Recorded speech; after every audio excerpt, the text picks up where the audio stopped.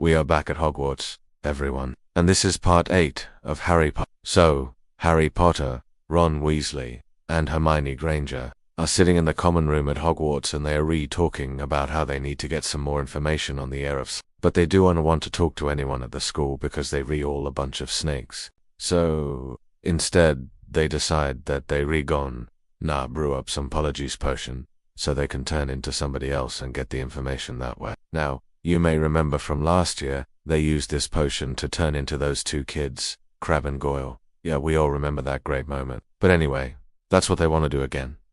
So, let's just see how this goes. They go down to the dungeons and get started brewing their Polyjuice potion. It's quite an easy recipe, actually. You just throw everything into the cauldron and then you boil it for a good long time. It takes like 5 ingredients in 3 hours. Just throw everything in, stir it around a bit, and then wait. But even though it's easy, it is very time-consuming. So, while the potion is doing its thing, let us go back upstairs and see what Draco Malfoy is doing, because he is probably not doing anything good. Let's go ahead and find out what's going on with him. Draco is strutting through the halls of Hogwarts with his 2 lackeys, because he has just come from seeing Snape, and he thinks that he is pretty hot stuff, because he told Snape about what happened with Harry Potter in the bathroom. Yes, Draco went running to Snape and told him everything that Harry did in that bathroom. But now, Snape's gonna take it to Dumbledore, and Dumbledore's gonna do something about it. Oh, Draco's so smart for being such a little weasel. Anyway, Crabbe and Goyle are flanking either side of him as they walk down the hall, and they start talking about how great it would be if they could turn into ferrets or something,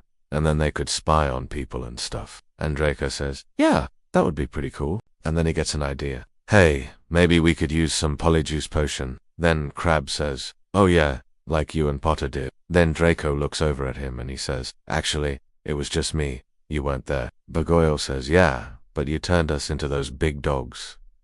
Remember? And then Draco says, well, yes, but that was before we had the Polyjuice potion. I am gone, nah. Get us some Polyjuice potion, and then I am gone, nah. Find out who the heir of Slytherin really is. So, Crabbe and Goyle both say, yes sir, and then they go off to find the recipe for Polyjuice potion. But while they're gone, Harry sneaks up behind Draco, and he casts a spell so he can eavesdrop on what Draco is saying. And then Harry follows them to the library where they're looking up the recipe for Polyjuice potion. And once they leave, Harry starts searching the shelves for the book with the recipe. Now, obviously, he doesn't know exactly what it's called, so he's just looking up every potion book that he can find.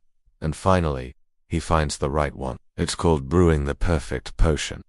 And that makes sense, right? Because they're brewing a potion and they want it to be perfect. So, of course, they're gonna call it Brewing the Perfect Potion. What does that even mean? Anyway, Harry grabs the book and he runs away before anybody sees him. Let's go check on our potion, shall we? It's done. So, Harry, Ron, and Hermione each grab a vial and fill it up. And then they drink it. And after a few seconds, they start changing. Their teeth start getting longer. Their ears get bigger. Their hair grows really long and wild. Basically, they're turning into Crabbe and Goyle. It's quite disgusting. But they're almost done changing. So, they go ahead and run out of the dungeon before anybody sees them. Now, remember when they turned into those other kids last year? Well, that didn't really work out so well because they were fighting with those other kids. So, this year, Hermione has come up with a better plan. She said that they should disguise themselves as Crabbe and Goyle and then sneak into the Slytherin common room and ask Draco about the heir of Slytherin. So, that's what they're gonna do. They've used the password that Draco gave them earlier and then sneak in there and ask him questions. Now, you might be thinking, Hermione, why didn't you just put a spell on Draco and get him to tell you the truth? Well, that's a great question. And honestly, I don't have the answer. I mean, I guess it would make things easier, right? But nope. Instead, they're gonna go to the Slytherin common room and confront Draco. And as they're walking down the hallway, they hear some voices coming from inside the common room. So, they stop and listen. And they hear Draco talking to some other kid. He is bragging about how he told the truth about Harry Potter to Snape. And then he says something about how he wants to get some Polyjuice potion and find out who the heir of Slytherin is. But he doesn't know who it is. And then he says, that's why I asked my father. But he didn't know either. That's why I think it should be me. My father is the most powerful wizard in the world. If he were here at Hogwarts, everybody would bow down to him. But he isn't here.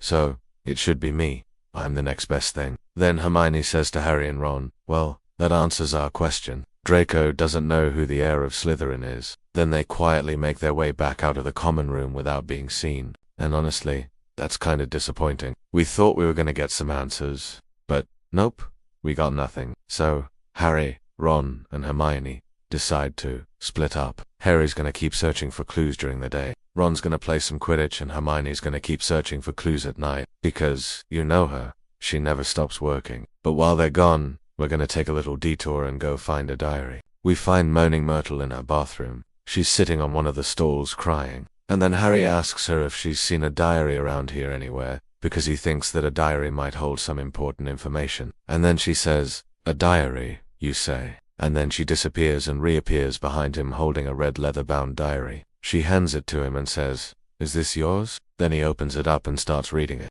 And it turns out that this diary belongs to Tom Riddle. That's the same Tom Riddle that we met last year. Remember, he turned out to be Lord Voldemort. Well, this is his diary. How did Moaning Myrtle get a hold of it? I don't know. All that matters is that Harry now has it. And this is going to be important later because this diary is basically the Horcrux that contains a piece of Voldemort's soul. But Harry doesn't know any of that right now. He's just happy to have some new information. So, he closes the diary, thanks Moaning Myrtle, and runs away. Now, we don't know what he's gonna do with it yet, but we will later. So, yeah, another cliffhanger. Sorry about that, guys. I'll see you in the next one.